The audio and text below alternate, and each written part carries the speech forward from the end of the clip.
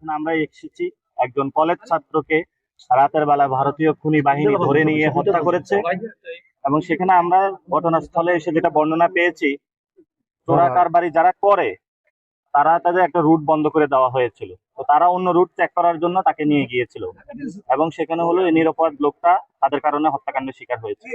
আমরা এই বক্তব্য হলো ওনাদের ফ্যামিলি থেকে পেয়েছি। তো যে বিষয়টা হলো, আপনি যদি অপরাধ করে থাকেন তাহলে অপরাধের জন্য হলো দেশের আইন আদালত কানুন রয়েছে, সেটাতে হবে।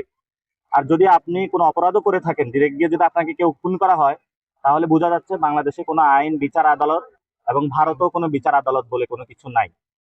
এজন্য আমরা সরকারকে আহ্বান জানাবো, যদি অতি দ্রুত সীমান্ত হত্যার উদ্যোগ নিন, বন্ধের উদ্যোগ নিন, এবং যে শহীদ ফ্যামিলি গুলা রয়েছে সীমান্তে সেগুলোর সাথে সাক্ষাৎ করুন, এখানে স্কুল কলেজ ইউনিভার্সিটি নির্মাণ করুন যাতে মানুষের জীবন জীবিকা নিশ্চিত হতে পারে, এবং সাথে সাথে সীমান্তে যে হত্যাগুলো হয়েছে এখানে যারা বিভিন্ন ব্যবসার সাথে জড়িত আছে, চোরা কারবারি মাদকের সাথে, তাদেরকে আইনের আওতায় নিয়ে আসার জন্য।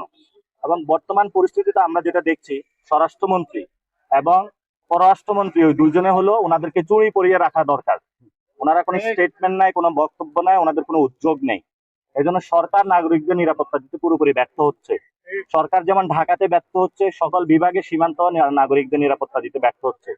এই জন্য সরকারকে আমরা বলবো, আপনি যদি সত্যিকারের জাতীয়তাবাদী হয়ে থাকেন তাহলে আপনি সীমান্ত রক্ষা আপনার প্রধান কর্তব্য। আর যদি আপনি সীমান্ত রক্ষা করতে না পারেন তাহলে আপনি একটা ভুয়া জাতীয়তাবাদী। এই জন্য যারা ভুয়া জাতীয়তাবাদী আছে তাদের হাতে দেশ নিরাপদ নয়।